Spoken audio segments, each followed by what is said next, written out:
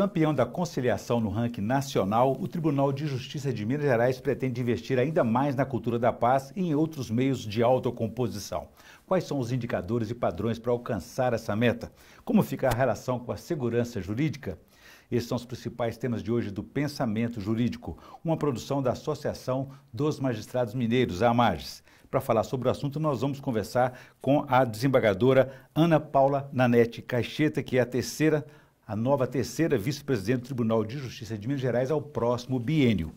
Na gestão anterior, ela foi superintendente da Coordenadoria da Mulher em situação de violência doméstica e familiar. Doutora Ana Paula, obrigado por nos atender e é um prazer recebê-la aqui no Pensamento Jurídico novamente. O prazer é meu e eu quero cumprimentar a AMAGES pela iniciativa desse programa tão importante.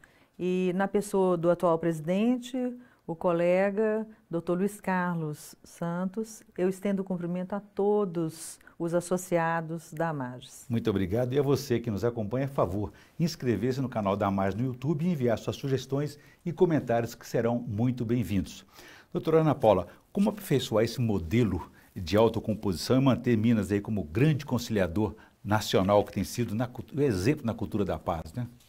É um desafio substituir colegas que já obtiveram êxito reconhecido pelo CNJ e por outros prêmios nacionais nessa temática da autocomposição, tem sido realmente uma tarefa hercúlea, porque nós temos que trabalhar com a inovação, temos que trabalhar com a sensibilização, temos que trabalhar com a capacitação de pessoas. A justiça, no âmbito do setor de autocomposição, ela exige um maior tempo. As audiências demoram mais, porque nós tratamos com singularidade aquele caso. Na composição, as partes são atores.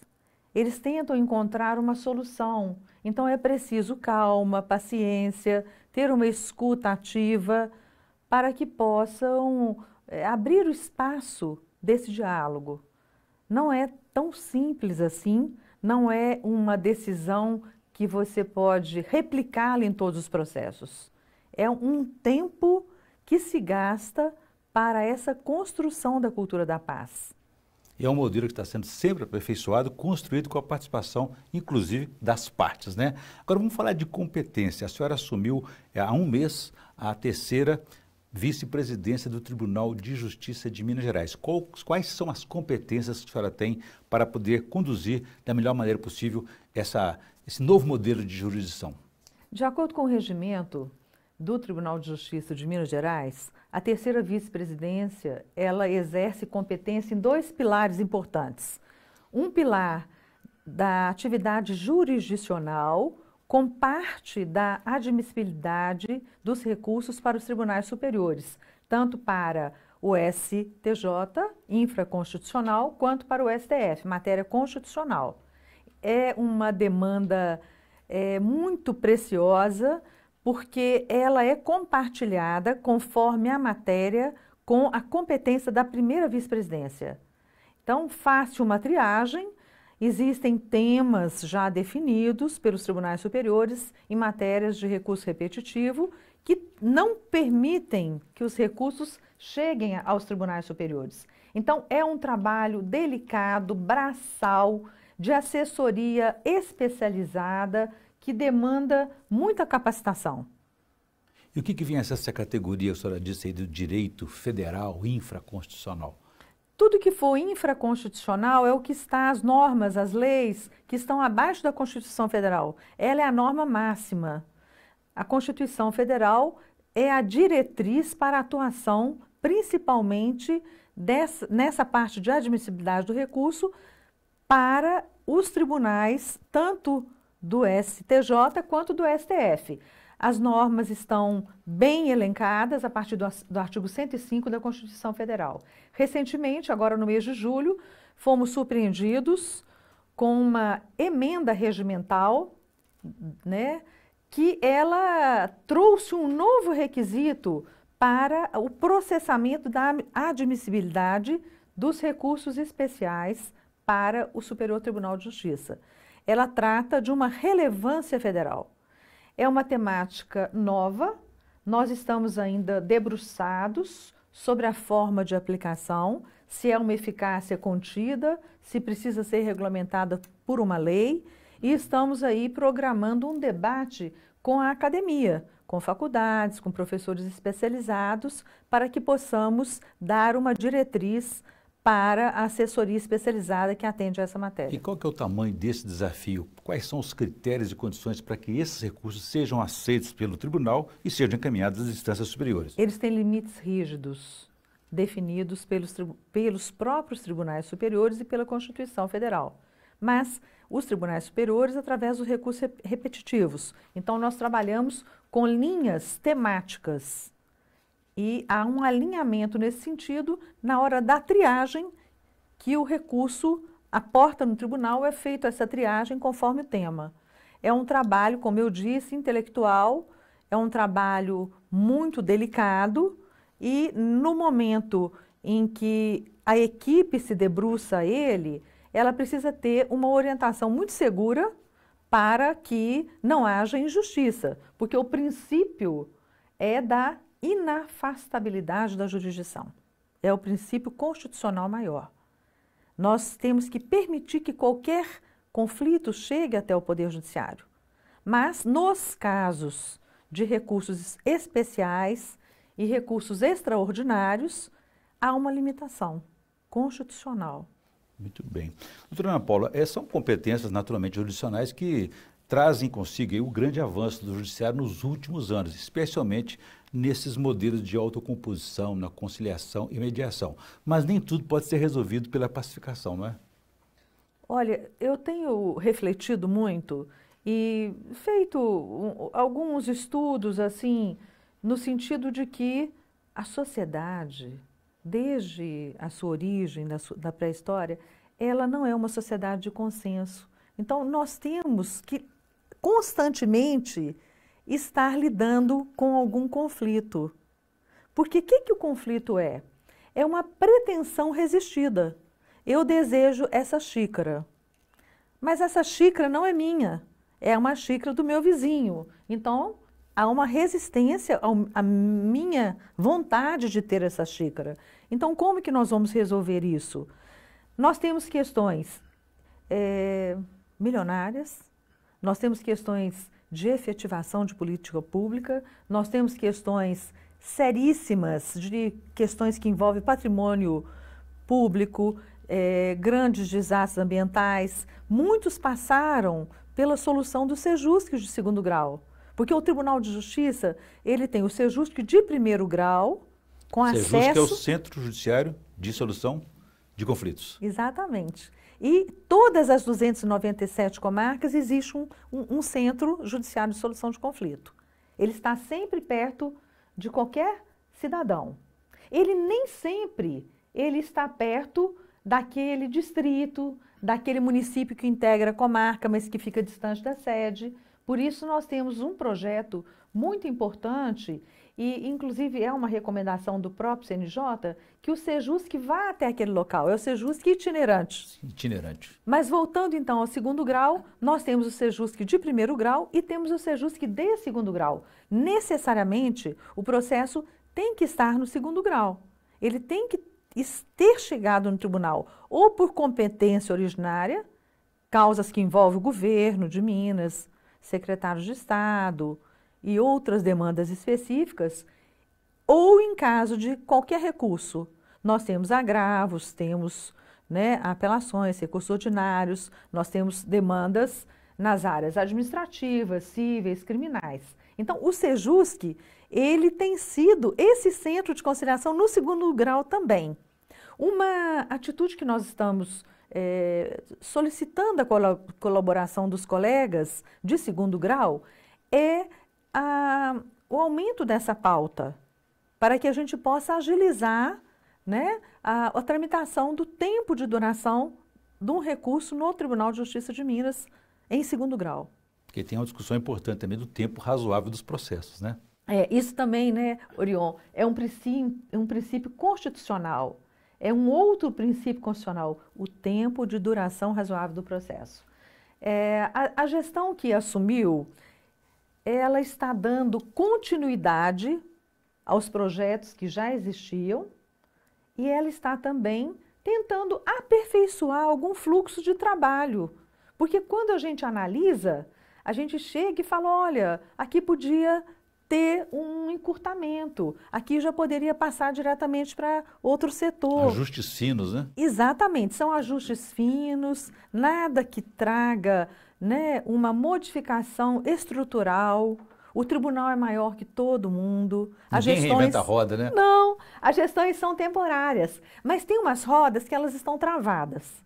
Então, tem alguns projetos que são importantes e que muitas vezes está faltando um diálogo entre a própria direção do tribunal e entre os juízes que executam, né, que são coordenadores dos Sejusques, para que esse projeto tenha mais acesso, para que ele tenha mais aplicação. E assim amplia a missão da senhora de levar essa mensagem, buscar essa capacitação com magistrados e servidores. Sim. Olha, Orion, quando eu me propus a participar desse pleito, eu pensei muito se deveria ou não assumir essa responsabilidade, até mesmo na própria concorrência com os colegas, ali naquele momento da eleição. Mas o que me moveu foi essa vontade de trazer um resultado para o jurisdicionado, essa vontade de contribuir com o que a gente acredita que seja a verdadeira justiça. Esse tempo de duração razoável, essa sensibilização das partes, a capacitação de quem atende.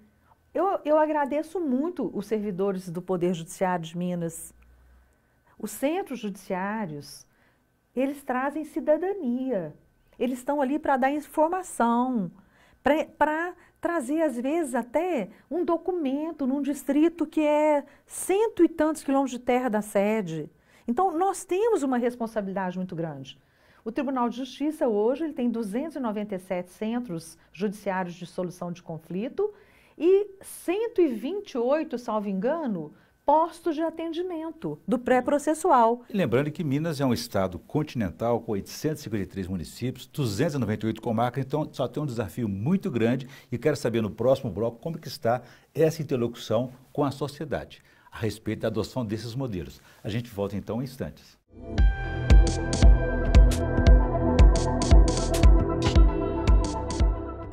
Estamos de volta com o Pensamento Jurídico. Participe de nosso programa pelo e-mail pensamento@amages.com.br ou pelo canal da Amages no YouTube e envie suas sugestões e comentários. Hoje estamos conversando sobre os investimentos do Tribunal de Justiça de Minas Gerais ao próximo biênio a respeito dos modelos de autocomposição. A nossa entrevistada é a terceira vice-presidente do Tribunal de Justiça de Minas Gerais, Ana Paula Nanete Caixeta.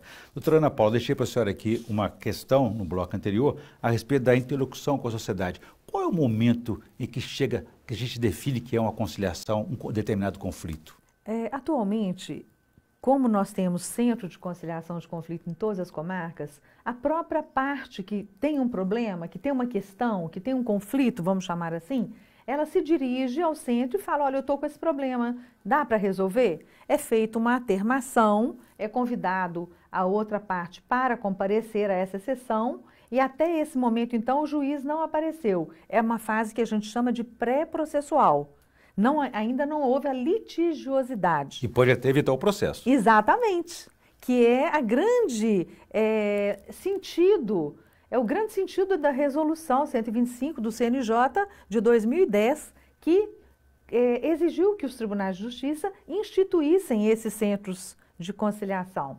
Então, nesse momento, os conciliadores estão capacitados e preparados para dar as orientações, escutar as partes, para que as próprias partes construam uma solução, ouvindo uma, ouvindo outra e cheguem a uma composição, a um acordo. Esse acordo, então, é remetido para o juiz, coordenador do Sejusc, para homologação. No caso da mediação, já é uma questão que envolve uma sessão mais demorada. Frustrada essa conciliação, ou ainda na fase pré-processual, ou durante o curso de um processo, quando se percebe que as partes não têm sequer diálogo, é conveniente a indicação de uma mediação para que se apazigue aquela questão. Por essa natureza, eu posso deduzir que esse modelo se encaixaria mais no direito de família ou conflitos entre vizinhos, por exemplo? Excelente. Excelente sua intervenção. Na área de família, existe assim um certo cuidado para que a mediação ocorra, mas ela é importante e tem sido muito adotada, porque os filhos são os mais atingidos. Os pais se desentendem, mas eles não podem se desentender com os filhos. Não vai deixar, né? Não vai deixar de ser pai, não vai deixar de ser mãe. Então, tem que ter um respeito aos filhos. A mediação entra com muita importância. Nos casos de violência contra a mulher, que a ruptura se deu em razão de violência doméstica contra a mulher, que o cuidado tem que ser maior. Porque a mediação ela pode ser facilitada para a convivência que nós chamamos com os filhos, em guarda compartilhada, horários definidos, acompanhamento de algum familiar, esse tipo de questão. O que não se pode numa mediação é exigir ou trabalhar para que haja um perdão ou um esquecimento do fato. Nós temos que trabalhar com o gerenciamento do conflito. Uma reparação. Não, nesse caso é o gerenciamento, porque muitas vezes aquela dor ela vai ser colocada num lugar que não impede que os outros continuem com os projetos, que homens e mulheres e filhos continuem tendo uma vida saudável. E tem um outro modelo de autocomposição que é a justiça restaurativa, né? Isso aí, ele vai além da solução do conflito, né? Ele busca mais pacificação, né? A justiça restaurativa, neste momento, no Tribunal de Justiça de Minas Gerais, ela está sendo desenvolvida com adolescentes infratores, está sendo desenvolvida em parceria com outras entidades, né, do governo de Minas Gerais, Ministério Público, Defensoria Pública e alguns setores específicos das secretarias de governo. E também a justiça restaurativa começa a ser trabalhada também com presídios, porque é preciso que dentro dos presídios seja desenvolvida uma comunicação não violenta.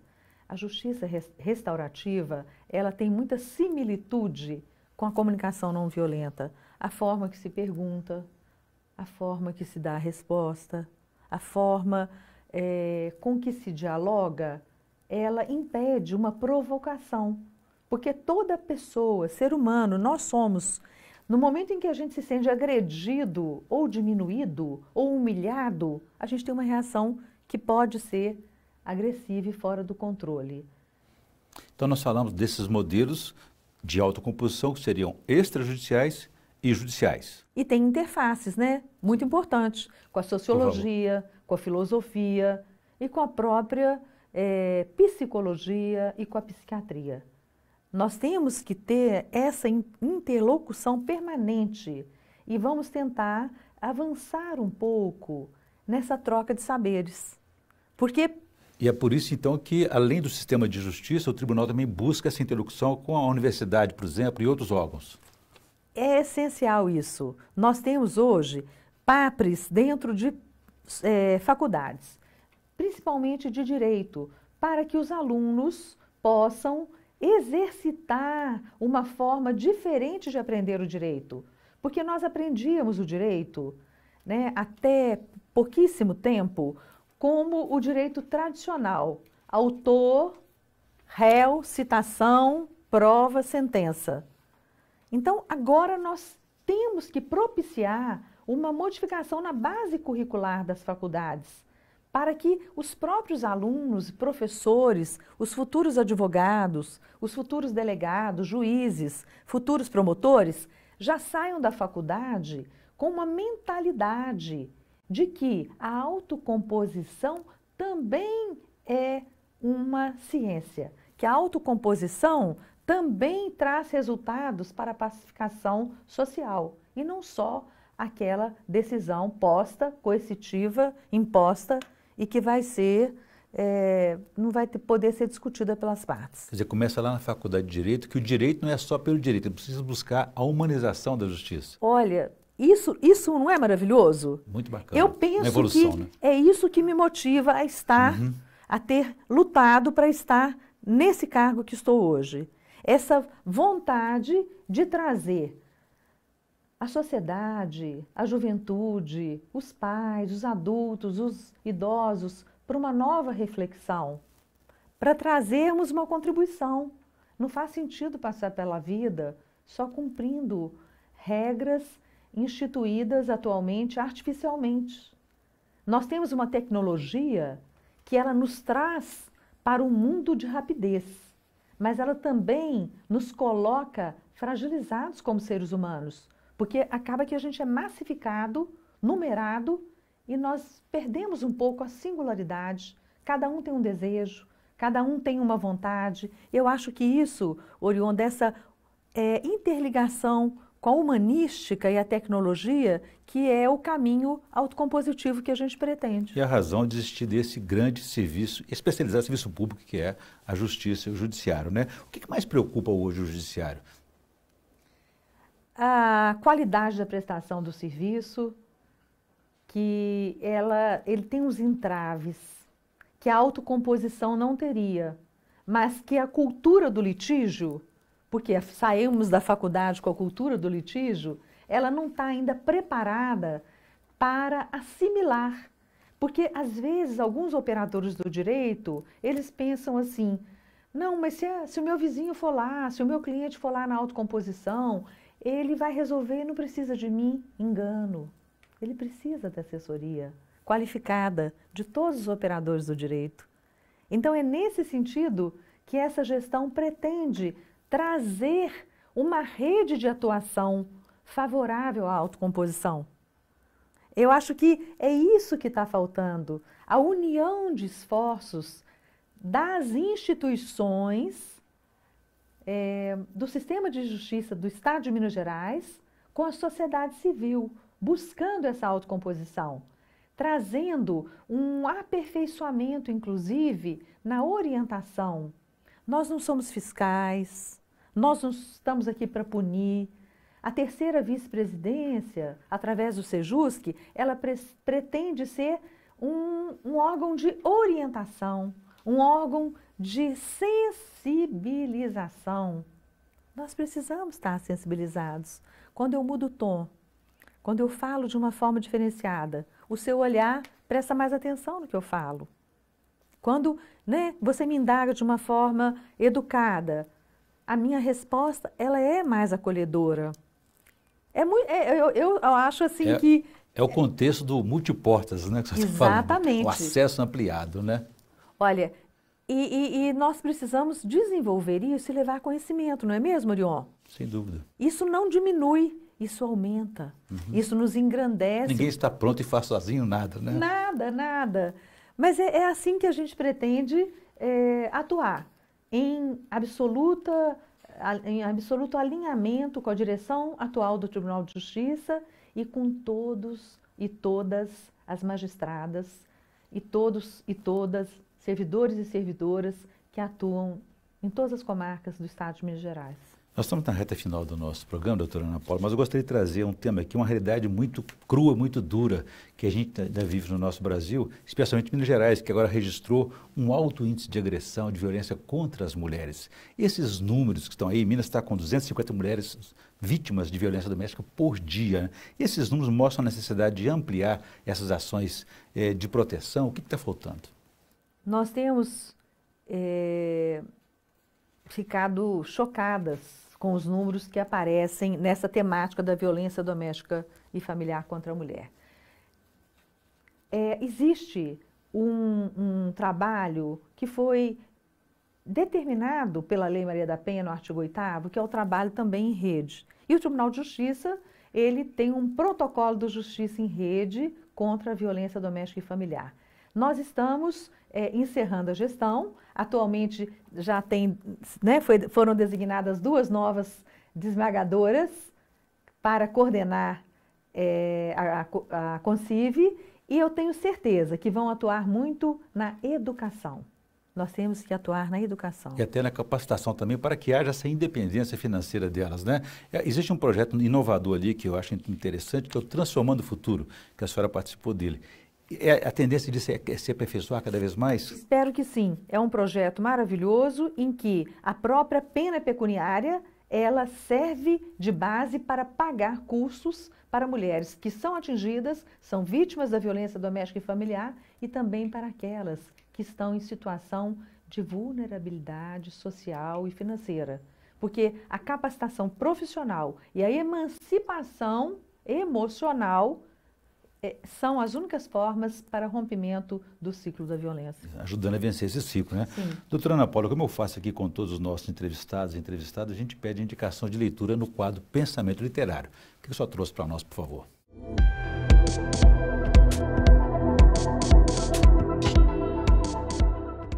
Tomei a liberdade de trazer um livro que eu estou gostando muito da leitura.